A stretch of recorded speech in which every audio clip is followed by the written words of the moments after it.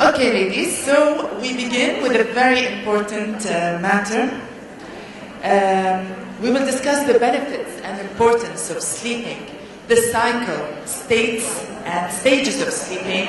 Why women sleep is very unique, common disorders in women, and important healthy sleep tips.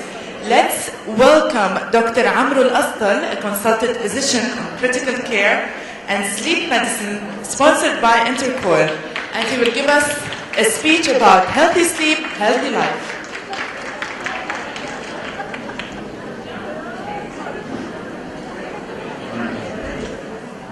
Good evening, everybody. Thank you very much for having me around. I would like to thank the organizer and the sponsors of this meeting. My name is Dr. Amr Al-Astal, and this is what I'm doing. Next, please. In the next few minutes, I'm going to talk about sleep. Everybody of us is very eager to know about this story. I have only 10 minutes here to talk, but I'm just going to try to highlight the most important part. Let me just ask a quick question from the audience here. How many of you guys have problems with sleeping? Can you just raise your hands? Oh yeah, this is good business, you know. Okay, now to tell you the truth, we know about 30%, all the way up to 70% of all people, all through ages, have problems with sleep. Now, why is sleep important? We know if we don't sleep right, we don't function right. It's an essential part of our good nutrition to optimize our health status. Next, please. Next. In women, the problem when we talk about sleep and women, we're talking about a unique status here, because women have very different physiology and pathophysiology than compared to men. And this is why we know that women at least 3 times or more prone to have problems with sleeping compared to men. Next, please. The benefit of sleep, we know that if we have good quality sleep, this helps us in order to have more alertness and daytime productivity, mental status. One important part here, especially for this audience here today, sleep and weight are very much connected to each other. Poor sleep, we know very much that poor quality or quantity of sleep is very much related to weight gain or problems with losing weight. Next, please. How is sleep regulated? I'm just going to talk a few seconds actually about how sleep. We know 2 processes are giving us the way how we can sleep. It depends on how much we are awake. The more we are awake, the sleepier we are at the end of the day. And the other thing is we have our outlook in our brain, which gives us an idea about is it dark, is it night, so it gives us giving us more sleep. Next, please. Alright, the circadian outlook, which works in our brain, even if we have no clues about the timing, we have a feeling if it is night or day outside. Next, please. Sleep is not a uniform or unique process. It's actually, we know that at least there is 2 sleep stages. One is what we call the non-REM sleep, and the other one is the REM sleep. During the REM sleep, we know that people can dream and recall dreams. Next, please. This is how we cycle throughout the night. Every 90 minutes, we go through deep sleep stages and then up again to the REM sleep. Next, please. During the sleep cycle, this is just in order to view to you guys to have an idea that sleep is very much related and interlinked with other hormonal status problems. Like we know that the body temperature lowers, the growth hormone will rise. And I remember a say from my grandmother when I was a child. She was always telling me, go to sleep in order to grow up. I think she's right. Because we know when we sleep, especially in the adulthood, the growth hormone increases, and this helps us in order to grow up. Next, please. This is how the temperature goes up and down. Next, please. What's unique about women and sleep? We know that in women, all women will have menstruation. Most women get pregnant. When they get pregnant, they have the postpartum period, and all women go through menopause if they get to this age. Next, please. During menstruation, we know that there is 2 hormones playing a role in women, progesterone and estrogen. Both these hormones can affect the sleep in a way or another, and this will affect very much our sleep. Next, please. So, sleep tips during menstruation, it's actually there are some universal sleep tips and there are some unique ones. For menstruation, we know that exercising regularly but not close to the bedtime will give you good sleep. Avoid alcohol, which can do actually and lead to fragmented sleep. Avoid caffeine, and if you want to get some caffeine, not too close to the bedtime. Avoid large meals, and pain reliever can decrease the pain, and especially when many women have some menstruation cramps, and these cramps can actually affect the sleep. Next, please.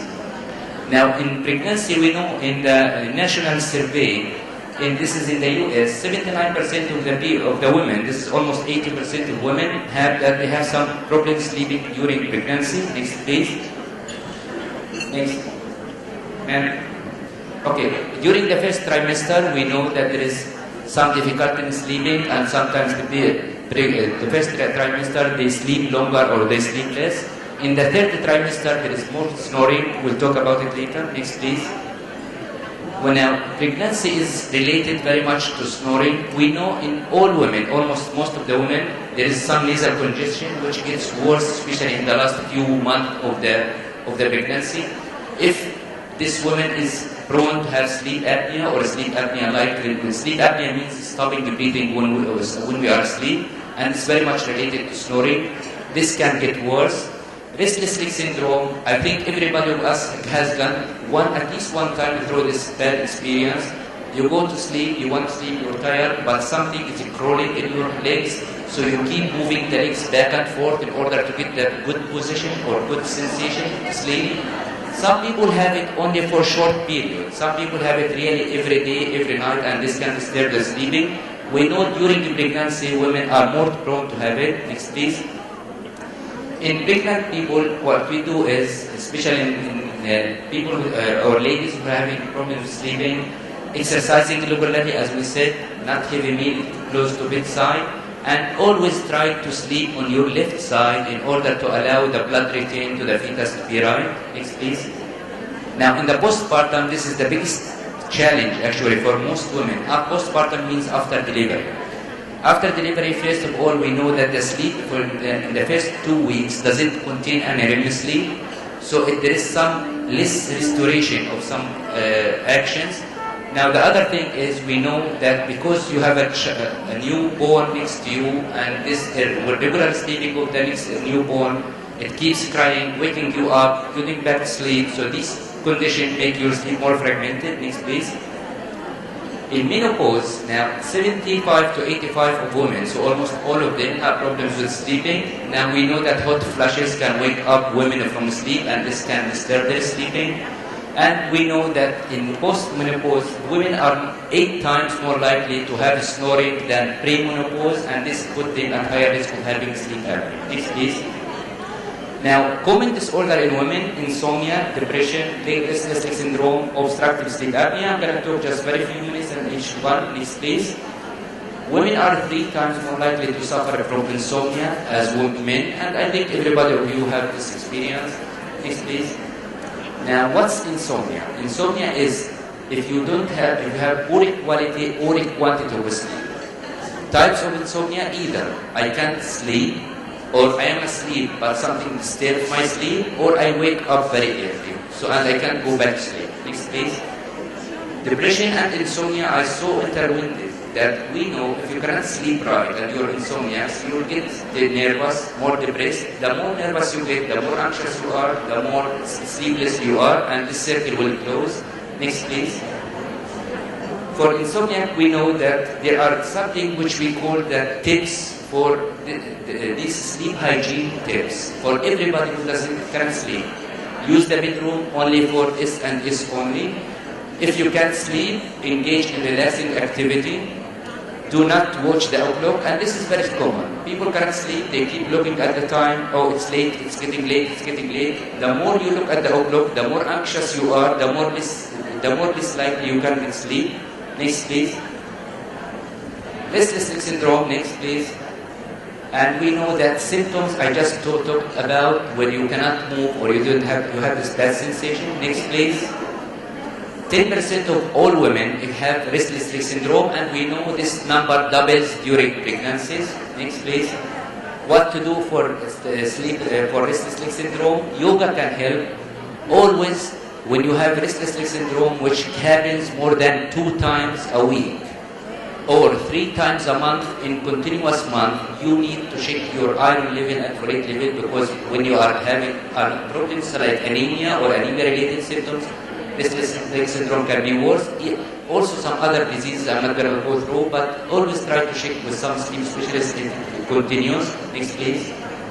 Obstructive sleep apnea, what it is, simply we snore, and I think most of you guys who are married, watching their, after 10, 15 years of marriage, the husbands start to get fatter and fatter and they snore, and you look at them and they do this. All of a sudden, they stop breathing and they can inhale and exhale. This is very typical for sleep apnea.